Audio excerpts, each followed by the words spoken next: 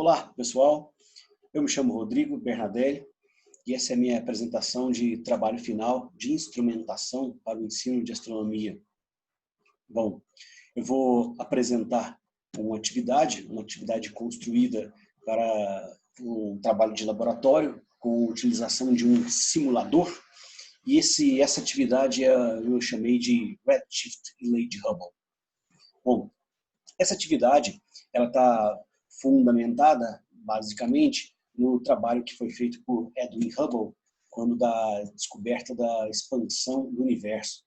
O objetivo dessa atividade é, assim como fez o Hubble, determinar uma relação entre o desvio para o vermelho, redshift, os espectros de galáxias distantes, e a taxa de expansão do universo, a lei de Hubble. O equipamento que nós vamos usar vai ser simplesmente um computador, uma calculadora, papel milimetrado, régua e o programa, o CLEA, Video Hubble Redshift Distance. Bom, antes de mais nada, o redshift ele está relacionado ao efeito Doppler. O efeito Doppler, aquele fenômeno que nós observamos como passa a ambulância, e quando se aproxima de nós, o som parece mais alto, de grande frequência, e quando se afasta, o som parece mais baixo, de pequena frequência. Isso também acontece para a luz. E enquanto a fonte se aproxima e a frequência parece alta, grande comprimento de onda, nós chamamos de blue shift. Na figura aqui, nós podemos observar que à esquerda, o observador notaria as frentes de onda achatadas. E isso significaria maior frequência, mais oscilações em cada intervalo de tempo. Um observador colocado do lado direito observaria o alargamento do comprimento de onda e com isso uma pequena frequência, que é redshift. Então, enquanto a fonte emissora de luz se afasta, o observador nota a sua luz avermelhada, redshift. Enquanto a fonte se aproxima, ele nota a sua luz azulada, blue shift. Isso pode ser feito, então, observando o espectro de emissão de elementos conhecidos, como o hidrogênio, o hélio, potássio ou qualquer outro elemento que faça que seja emitido, que a luz seja emitida por uma galáxia distante. Bom, então para o cálculo desse redshift, esse vai ser o procedimento. Nós vamos chamar de Z, o redshift, que é a variação do comprimento de onda, delta lambda, lambda menos lambda zero, sobre lambda zero. Então é a relação entre a variação e o valor do comprimento de onda observado em laboratório. Esse redshift para a luz deve ser feito através de um cálculo relativístico, que dá um resultado, como nós podemos notar aqui embaixo, bem elaborado, bem complicado, mas para pequenas velocidades nós podemos simplesmente adotar a conta Z igual a V, velocidade da fonte, dividido por C, velocidade da luz. Bem, fazendo essa análise para várias galáxias, Edwin Hubble conseguiu esse resultado observado no gráfico. Uma reta que passa bem próximo da origem, uma reta que mostra que a velocidade é proporcional à distância, o que é representado por essa equação, V é igual a H0 vezes D, em que H0 é a constante de Hubble, que é a tangente dessa reta, a inclinação dessa reta. Então, o que Hubble descobriu foi uma proporção direta entre a velocidade de afastamento e a distância da galáxia até a nossa Via Láctea, até a Terra. Isso sugere, então, a ideia de que todas as galáxias estão se afastando, ou seja, o universo está se expandindo, e as galáxias mais distantes são as que também se afastam mais rapidamente de nós. É a lei de Hubble que nós vamos utilizar aqui, e nós vamos tentar calcular essa constante através da observação do espectro emitido por várias galáxias. Bom, encontrada a lei de Hubble, encontrada a constante de Hubble, nós podemos, através de uma simplificação, obter essa relação que, se V é igual a H vezes D, então D é igual a V sobre H, por outro lado, velocidade é espaço pelo tempo, não é isso? D sobre T0, nós podemos pensar que o tempo total que o universo existe é o tempo que demorou para que uma galáxia qualquer se afastasse de nós, com a velocidade, com a taxa de afastamento que ela tem, V. Então, isso dá o resultado T igual a 1 sobre H0, ou seja, o inverso da constante de Hubble é exatamente igual ao tempo de vida do universo. Bom, Para a gente fazer essa análise de espectro, então, nós vamos usar o CLEA, CLEA Hubble Redshift. O programa CLEA Video Hubble Redshift é de simples e fácil utilização. E para a gente ter acesso, nós vamos apenas aqui clicar no ícone do programa, que está aqui, Video, CLEA, e CLEA Video. E aqui, dentro de CLEA Video, nós vamos acessar File, File, Login. Com File, Login, você insere o nome do aluno, ok, terminamos login e apareceu The Virtual Educational Observatory. Bom, vamos aqui em File de novo, Run Exercise e The Hubble Redshift Distance Relation. Pronto, tá aí, nosso laboratório virtual. Bom, agora nesse laboratório virtual, nós vamos acessar um telescópio instalado no alto de uma montanha, um telescópio óptico. Nesse telescópio está acoplado uma câmera CCD que vai fazer a análise do espectro de emissão da galáxia observada. Vamos acessar esse telescópio de 0,4 metros e pronto, você tem controle do telescópio. Agora a parte mais emocionante que vem por aí, né? Tá aí a cúpula, né? Que vai abrir com o nosso comando. Aí você vem aqui, clica em Open Dome e todo mundo preparado para a parte mais emocionante. Olha só, vamos abrir a cúpula e olhar as estrelas. Olha só. Aí, céu. Bom, cúpula aberta. Aí vamos apertar aqui em Off, para a gente ter os controles do painel do telescópio. On, tá aí. Os controles de painel do nosso telescópio. Bom, e aqui começa o nosso trabalho, então, de observação. Primeiro, tracking, à esquerda, para fixar o ponto no céu, evitando, então, o movimento aparente devido à rotação terrestre. Aqui em View, vamos passar para Telescope. Ok. E agora vamos escolher o nosso objeto de observação. Aqui em Slew, Set Coordinates. E aí vamos lá, colocar o objeto. Esse objeto nós vamos colocar da nossa lista de objetos que aparecem na tabela 1. Na tabela 1, nós estamos numa série de objetos que estão aqui com ascensão reta, declinação e magnitude absoluta tabelada, esses dados fornecidos aqui. O primeiro objeto que nós vamos observar vai ser esse aqui, NGC 3034. Então vamos lançar os dados desse objeto aí, NGC 3034. Né? Tá aqui a ascensão reta 955,50.7. Então, lançando aqui 955,50.7. E de declinação 69,40,43. Vamos lá, então. 69, 40 e 43. Ok. Então, ok. E vamos lá procurar o nosso objeto. Buscando.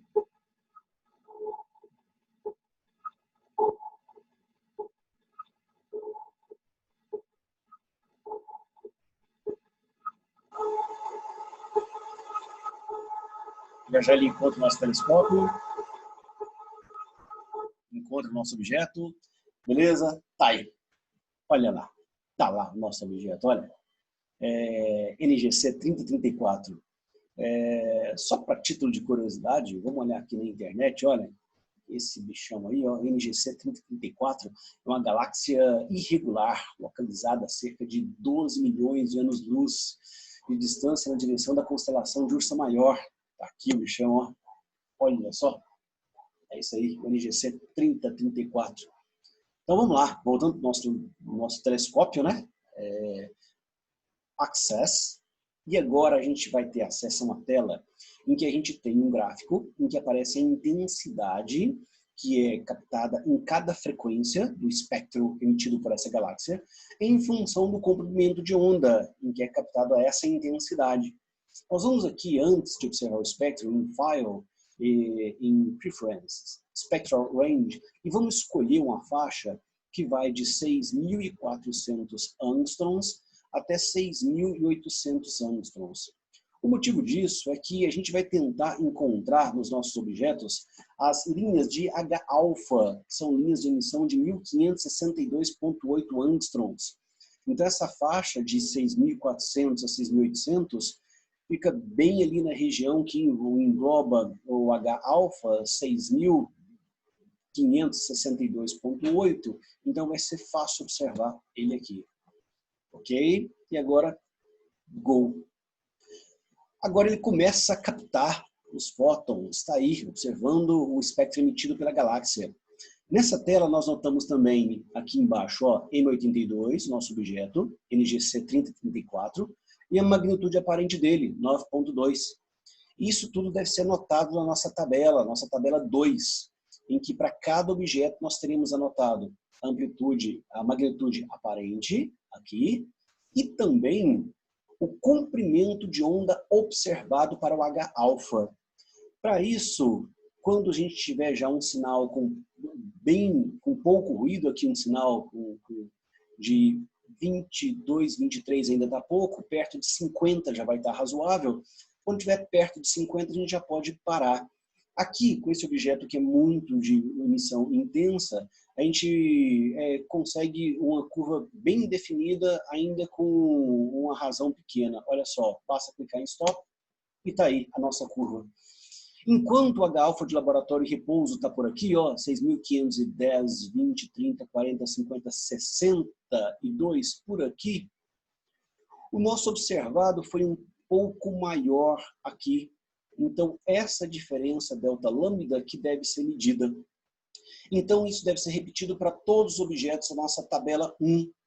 Após finalizar a observação de cada objeto e calcular essa variação de comprimento de onda, anotando a magnitude aparente, a gente vem aqui em File, Data, e vamos salvar esse espectro para utilização posterior, caso seja necessário.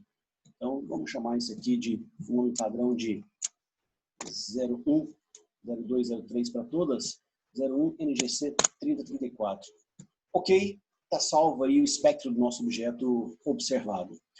Bom, feito isso para os nossos 12 objetos aqui, então, com esse espectro observado para 12 objetos, nós vamos, com esse delta lambda aqui obtido, vamos completar a tabela de delta lambda para todos os objetos, calcular a distância, tendo magnitude aparente agora e magnitude absoluta. Para isso, vamos usar um módulo de distância, né, do formato D, a distância em megaparsecs é 10 elevado a nzinho v, magnitude aparente menos magnitude absoluta, mais 5, tudo dividido por 5.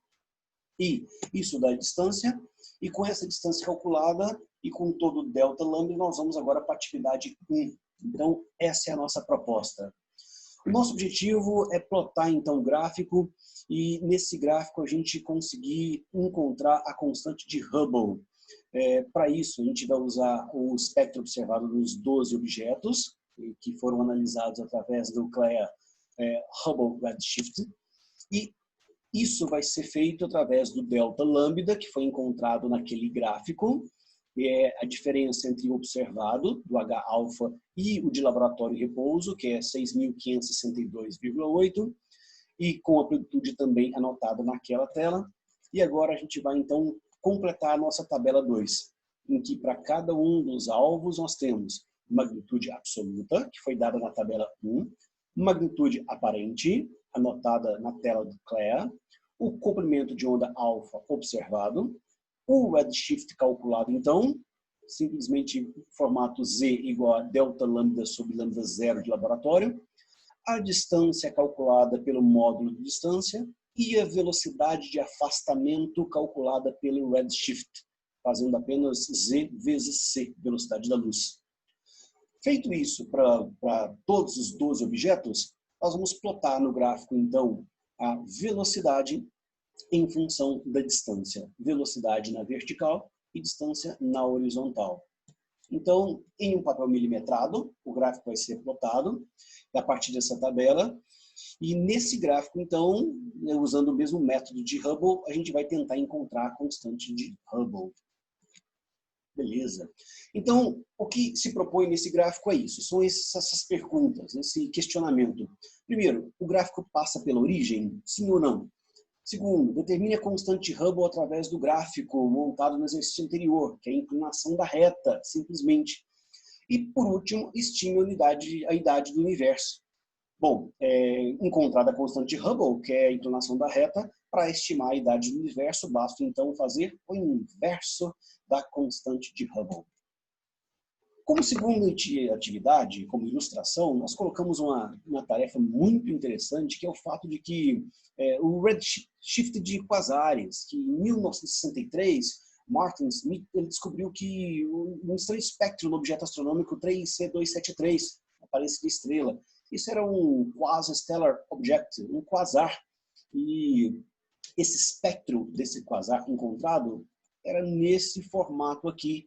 Nós vimos claramente o redshift em H-delta, H-gama e H-beta. Calculando esse redshift, nós podemos encontrar a distância até esse quasar. O que ele notou é que esse quasar estava num ponto extremamente afastado. Então, encontrada a constante de Hubble da atividade 1, o que se propõe agora é, sabendo a constante de Hubble, qual é a distância desse quasar, conhecido, então, encontrado, então, o delta lambda por meio dessa figura aqui. Nessa figura, apenas fazendo uma proporção aqui, essa distância e a distância 3889 até 6030, nós encontramos o redshift, que tem esse quasar, e com o redshift nós encontramos então a distância e velocidade de afastamento. Velocidade de afastamento e distância, né? Com o valor da constante de Hubble encontrada na atividade anterior. Bom, nós também vamos encontrar a distância usando o valor da constante de Hubble de 70 km por segundo por megaparsec. E por fim, a última pergunta é, sabendo que a distância desse objeto vale de fato 749 megaparsec, compare o resultado obtido e calcule o erro cometido. Nessa hora é possível fazer uma análise crítica do resultado que nós encontramos na atividade 1. Bom, por fim, eu apresento aqui um relatório gabarito, um relatório que seria o ideal, o que deveria ser alcançado então pelo aluno nesse exercício. Aqui eu tenho o gráfico que foi plotado então com os dados obtidos no CLEA de todos aqueles alvos observados. Esse gráfico tem então uma regressão linear feita no Excel e aqui nós temos uma reta desses pontos ajustados. Essa reta, ela apresenta a equação V igual a 71,5D menos 421. Então, aqui nós temos o coeficiente angular, que é 71,5, ou seja, encontramos a constante de Hubble, e ela não passa pela origem, passa bem próximo, que é uma reta apenas ajustada. Bom, então está aí a nossa equação adaptada. Segundo, o gráfico passa pela origem. O gráfico passa próximo à origem, isso significa que para pequenas distâncias a velocidade de afastamento também é pequena. 3. Constante de Hubble. A constante de Hubble é o nosso coeficiente angular encontrado naquela equação, seja 71,5 km por segundo por megaparsec. E a estimativa da unidade do universo com essa constante deu de 13,7 bilhões de anos, que é um valor muito bom, bem parecido com o que Hubble encontrou. Então é isso. Muito obrigado a todos vocês. Muito obrigado por ter assistido. Obrigado pelo semestre. Obrigado pela parceria, pela ajuda. Obrigado à professora Liz por proporcionar para nós um semestre emocionante, de tanto conhecimento e aprendizado, apesar desse momento difícil que a gente vive hoje, né? Espero que todos estejam com saúde. Espero encontrar todo mundo aí, de novo, lá no IAG, na USP, né? E se tudo der certo para todos nós aí. Por fim, então, como despedida, eu coloquei só uma frase da nossa querida Marie Curie: tristes tempos em que se é mais fácil quebrar um átomo que um preconceito.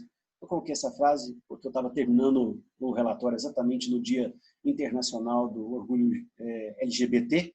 Achei que convinha aí, né, esse pensamento fantástico, esse expoente fantástico da história de ciência. Obrigado, todo mundo, e até mais, até a próxima, e abraço. Tchau.